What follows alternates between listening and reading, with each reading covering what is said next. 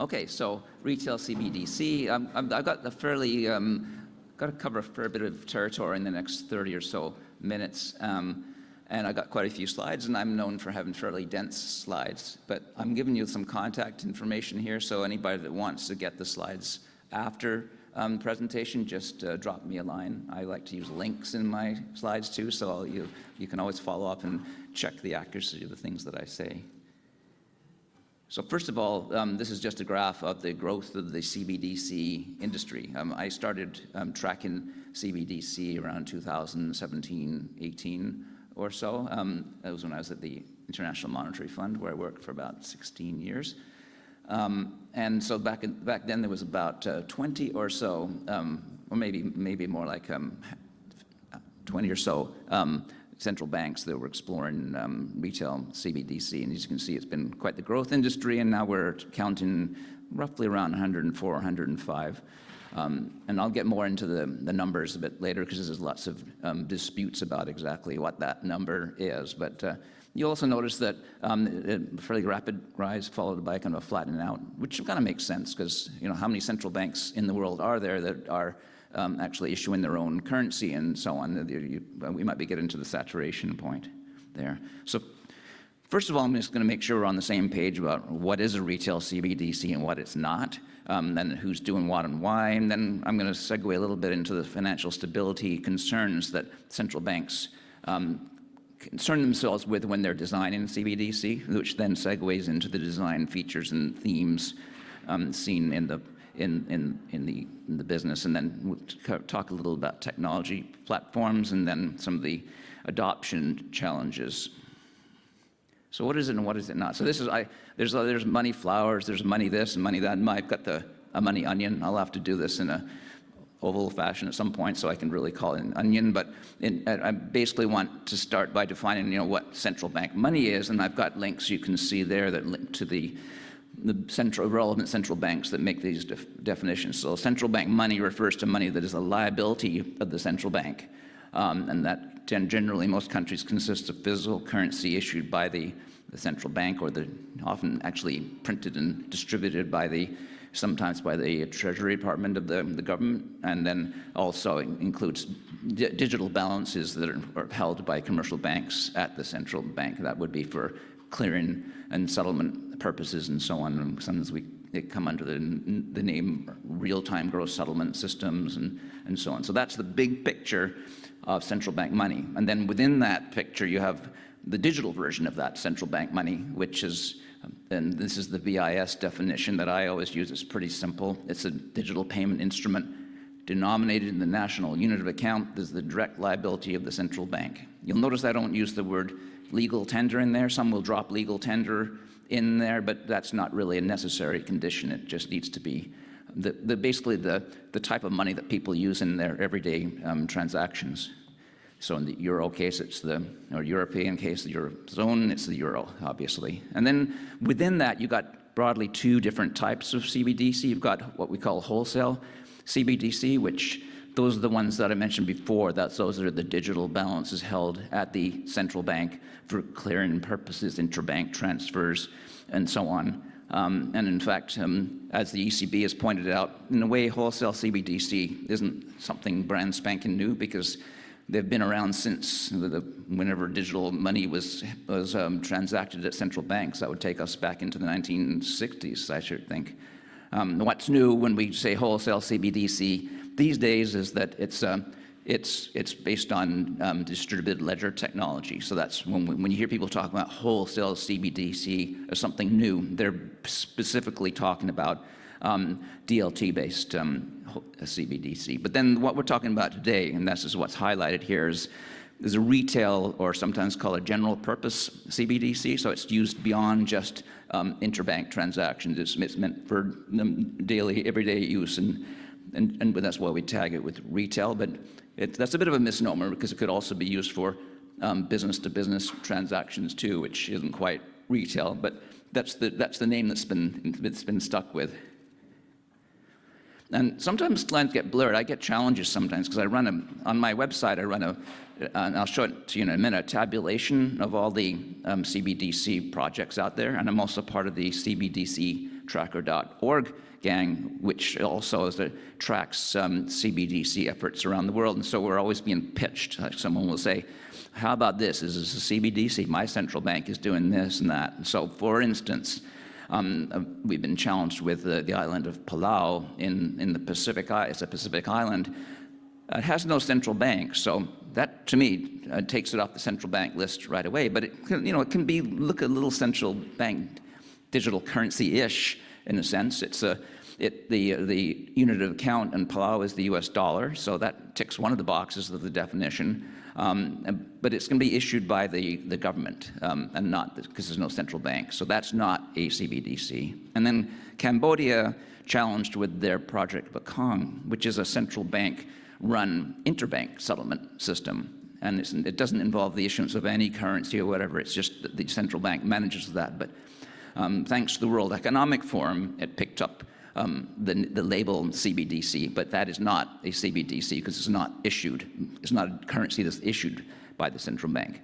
But this is one that we have debates on the CBDC tracker about the Zimbabwe. They introduced something called the ZIG, Zimbabwe Gold, and it was a digital currency backed by gold, and because in Zimbabwe the unit of account is arguably the Zimbabwe dollar, but probably in actual fact it's the US dollar.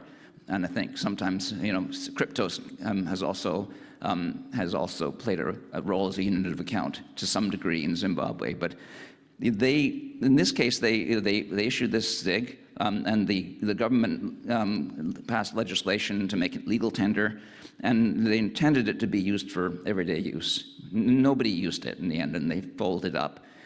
But for a while, I included the ZIG on my list of CBDC because it did tick a lot of boxes. It was a liability and issued by the central bank, and it was intended to be for a unit of account purpose. And so that's why, and you'll see later, when I do the count of CBDC efforts, I say 104, 105, because it just depends on whether you include Zimbabwe or not. And so the way I like to categorize CBDC projects is using what the IMF calls the 5P approach. And I think the ECB also uses this terminology in its thought process too. And the 5Ps basically means that you go from what we call the preparation phase. That typically means, could mean in some cases just desk research on the topic of CBDC. And it goes all the way up to the point where decisions are being made about a potential design of a CBDC. So that's the preparation phase, and the majority of central banks are still in this phase in the lists that I manage. Then they move on to proof of concepts, and that's essentially like lab work, where you start checking out the technology. You might even be running small tests with your central bank employees. Ukraine, for instance, did a proof of concept where they launched a experimental CBDC that was used by the Central Bank of Ukraine. That is Ukraine. Their staff used it at the cafeteria and a few local merchants. We call that a proof of concept.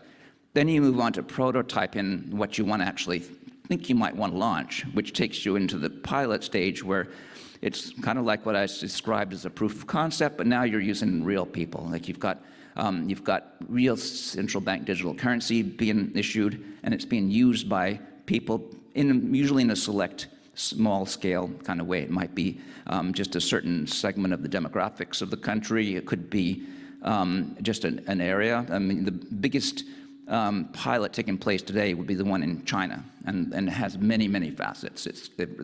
I've lost count of the number of pilots within pilots that China is running. They did one during the Olympics they held there, where they were testing out different technology, including checking out how CBDC might work for tourists entering the country.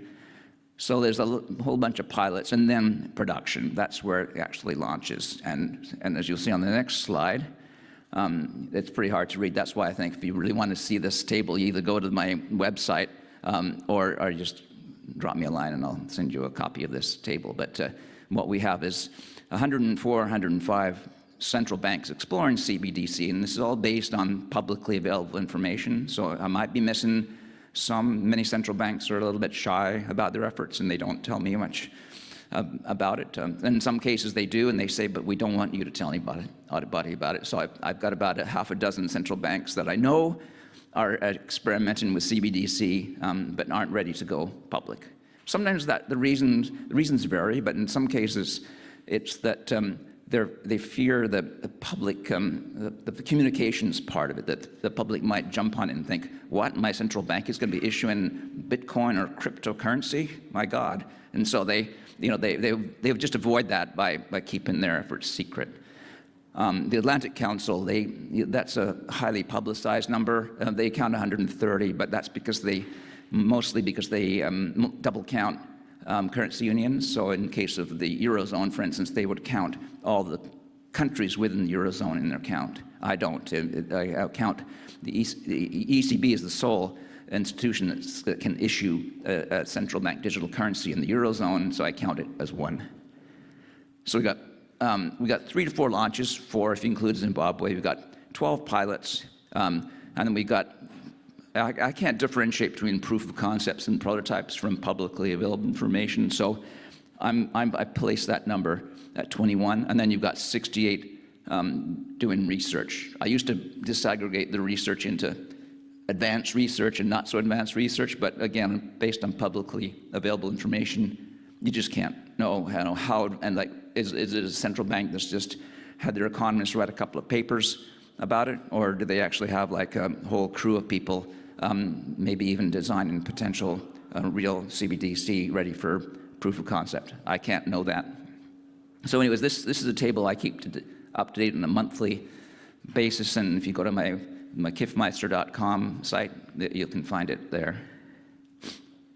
And this is how we view things at cbdctracker.org, and so we have a nice map that shows the different countries and jurisdictions doing CBDC work. And again, it's kind of based on that 5P approach. We don't necessarily use the P's we have launched rather than production, but the principle is the same. And so you can see that if you're looking for launch, that's the blue color. You're going to have to squint to see that or zoom out. So this is what it looks like when you take the map down to just launches. You've got Nigeria and the Bahamas and Jamaica. That's all right now. And there's not that many. If I had another version of this with proof of concepts, it wouldn't look much different, except, pilots. If you include pilots, then China would suddenly blow up in this map, and Russia's just launched a pilot too. And actually, several countries have absolutely canceled after launching, because there's numerous countries. If you go to my list, I crossed the countries out where they've started research and then they've decided, nah, it's not for me, and they cancel the efforts. But these are, there's been 2 countries, Ecuador and Finland, who have both gone as far as launching a CBDC and then canceled it. And it's for the same kind of reasons I'm going to discuss later when I talk about the actual uptake of CBDC, where it's been piloted and launched. But interestingly, the Avant system goes all the way back to 1992, and you'll notice that when I defined retail and CBDC before, I didn't put any, especially with retail CBDC, I didn't define what the technology was. Some people think that a CBDC, by definition, is based on distributed ledger technology, which is absolutely not the case, and there's the proof right there. Avant was launched in '92 before anybody was thinking about blockchain and DLT. But I'll touch on technology later.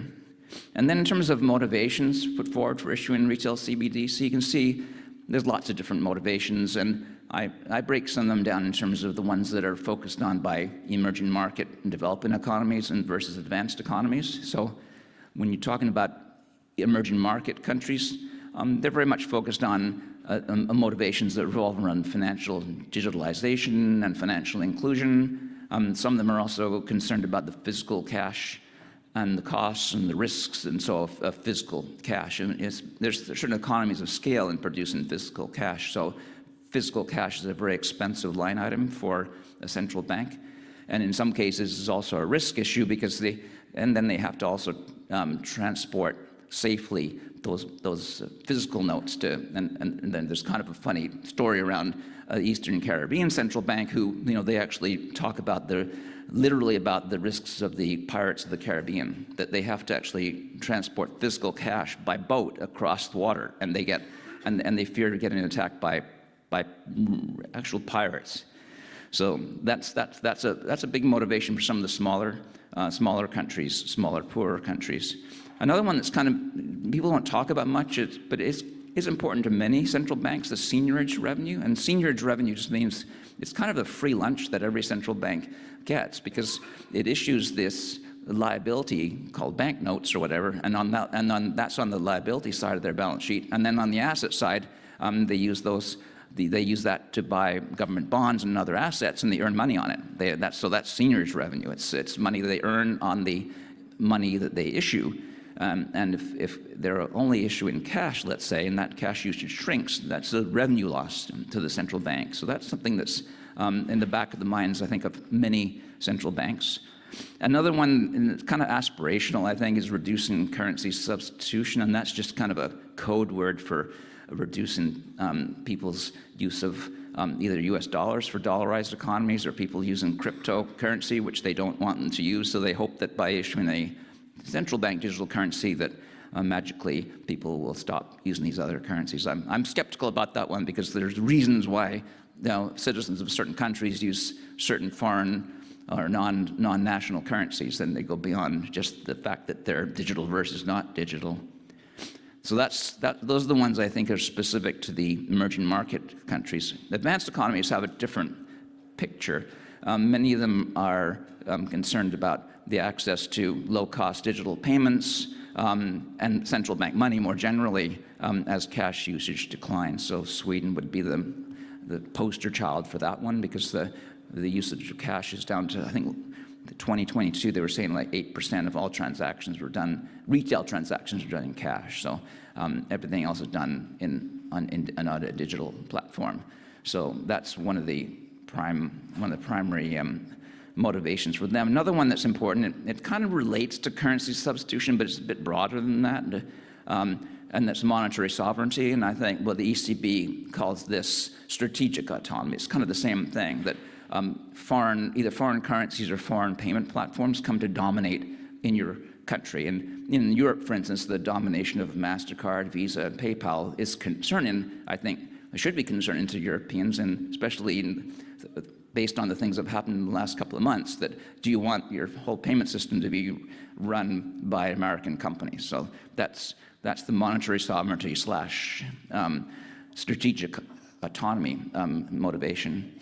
And this, generally speaking, many hope to improve the payment system efficiency, resiliency, and safety in the introduction of a CBDC. For instance, in the resiliency motivation, many are considering issuing digital currencies that can work offline in a crisis. Like, suppose you had in a natural disaster-prone country, you might want to develop a digital currency that can be resilient to when the power gets knocked out, the internet connection gets knocked out. Some hope to use CBDC to improve monetary policy effectiveness. This gets kind of into sensitive territory, because some of the variations of that theme, people are talking about programmable money, using smart contracts and so on to restrict people's use of money and so on. It's very controversial. I'll talk more about that in the design discussion. And also, remember when interest rates were near zero or even negative, there was a hope that you could have an interest-bearing CBDC that would have a rate that would track the policy rate even into negative territory. Again, there's a lot of, I could spend a whole lecture talking about that and some of the flaws in trying to design a CBDC that does that. Others are hoping to have a CBDC that will help them fight tax evasion, money laundering, and illicit use of funds. And that's another one that's kind of sensitive, because that obviously smacks of privacy invasion, right? Because if that's what they're saying they want to be able to see what you're spending your money on, so that they can catch you if you're doing some naughty things. So again, from a design perspective, that's another delicate topic. Others also have been using or plan to use CBDC to distribute government payments like stimulus payments. They even popped up in the US briefly during COVID.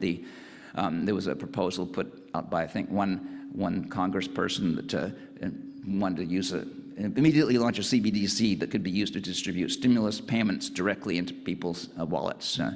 Didn't go very far, and I don't think it could, because from what we know of CBDC development work, it takes a long time, a lot of work to get a CBDC out the door, and you can't just do this in a couple of months. And the other one, I kind of highlighted in blue because it's a super aspirational one. People are hoping to use CBDC for cross-border payments, and I think they say that, but to do it is really hard, to actually design a retail CBDC that suits your specific needs, that is also interoperable and exchangeable directly with the CBDC in another country. So most cross-border payment aspirations are met with wholesale CBDC efforts. That's where the action is right now. And the BIS and other central banks are busy working on that angle. But to me, that's a very, very aspirational one. Usually at this point, I jump straight into design, but I decided to go with this first because this is a big design driver. We call it financial stability impact, but what we mean by that is that there are concerns that if you make a CBDC that's too attractive, you might undermine the commercial bank's ability to collect funds and lend and so on. So this is kind of the one that the central banks, this is what they would like to see, I think, that the retail CBDC is launched. So on the central bank balance sheet, there's a conversion. Well, actually, if you go over to the right side, the household, what people do is they substitute for cash. So they basically carry less cash around, and in place of that, they carry retail CBDC. And you can see that in this case, nothing touches the commercial banks, because all that happens is on the central bank balance sheet, it has a liability item called retail CBDC that goes up, and it has a liability item called currency in circulation that goes down. This is the one that the central banks would like to avoid. So in this case, on the right side, you've got people substituting out of commercial bank deposits. And what happens then is that the commercial banks then will have to reduce their assets in some place, which could be loans. So the fear is that a CBDC that's so attractive that people convert out of deposits, commercial bank deposits, will undermine the commercial bank's ability to lend. And then you'll see in a minute how that influences design issues. So starting from the top, the first thing is that there's a choice to be made. Is the central bank going to deal directly with the public when they're issuing CBDC or not? Well, that's the direct model. They don't do that. No central banks are really equipped to run the day-to-day operations of a CBDC operation. So they all go for what they call the intermediated variation, where they work in partnership with banks and other payment service providers to distribute the CBDC. I have a synthetic there too. That's a term that was popularized by the IMF, that is basically a stable coin that's backed by central bank deposits. So far, that hasn't happened because central banks haven't been willing to open up their balance sheets to fintechs and other non-banks that issue stable coins, but it's something that it would be a stable coin that's as safe as a CBDC, almost as safe. We could spend a long time talking about the risk of a synthetic CBDC versus an actual CBDC, but definitely the synthetic is a little bit riskier, maybe a lot riskier than a CBDC, because you've got a counterparty risk within the non-bank issuer. In terms of transaction fees and remuneration, none of the launched or piloted CBDCs charge transaction fees, but that's because it's kind of early days. I think you might see that at some point some of the central banks will be they'll be charging transaction fees to the intermediaries, because someone's got to. As you'll see later, one of the things that undermines CBDC efforts is the banks and payment service providers not playing ball with the CBDC. So maybe sweeten the offer a bit might help. But right now, nobody is actually paying any. No, the central bank is compensating the intermediaries for their work at the moment. None pay interest, and that relates back to my previous slides that the fear is that if you pay interest, you make it more deposit-like, and you run into these disintermediation problems. And so you'll see most central banks say, no remuneration, we want to make this as much like cash as possible, because they're not saying it, but they want that. They would like to see the substitution from cash into CBDC. There's also the question of mitigating that disintermediation and run risk by other levers too. Because it could be that even in a very low interest rate environment, the CBDC could still be quite attractive versus deposits. And I don't know about you, but in the U.S., deposit rates on most savings accounts are pretty pitiful. They're near zero anyway. So that in order to mitigate that risk, most central banks, all the central banks that have launched or piloted CBDC, put limits on holdings to make sure they don't that people don't get too carried away and disintermediate the banks. And it was floated in the early days of the ECB's thinking. They floated the idea of what we call tiered remuneration, where there would be interest paid on the CBDC, but for only very, very small holdings. As the holdings got bigger, the rate would go down maybe even to zero. So that's another option that could be considered but has not been triggered anywhere. And also these limits play a role in conforming to the money laundering and countering financial terrorism standards too.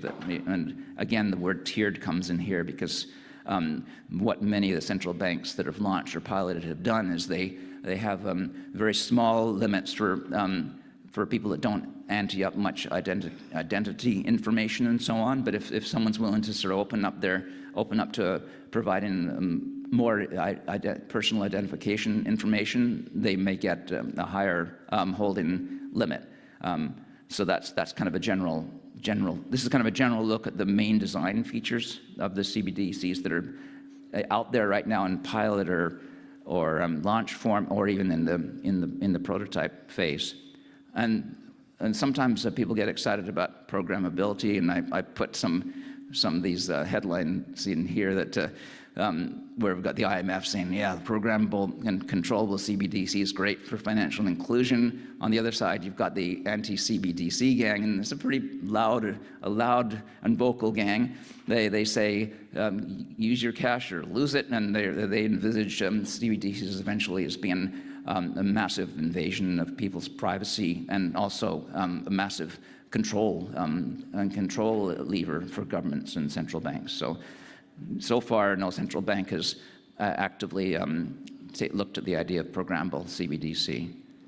And now finally, technology platforms. And you can see here that of the launched and piloted CBDCs, the ones that we know what the technology looks like, you've got quite a variation. If you look at the right column there, we've got a few that run on DLT, private permission networks, but you've also got some that run on centralized ledgers too. So anybody that says that a CBDC is DLT based, well, that kind of puts the lie to that. What you will notice though is that all the DLT platforms are private permissioned, and I think that's something that needs to be discussed, whether it's appropriate for a central bank to offer a CBDC on a public permissionless network, and so that's a discussion item that's out there. Personally, I kind of think we should be more open-minded about it, but so far, central banks have resisted that direction.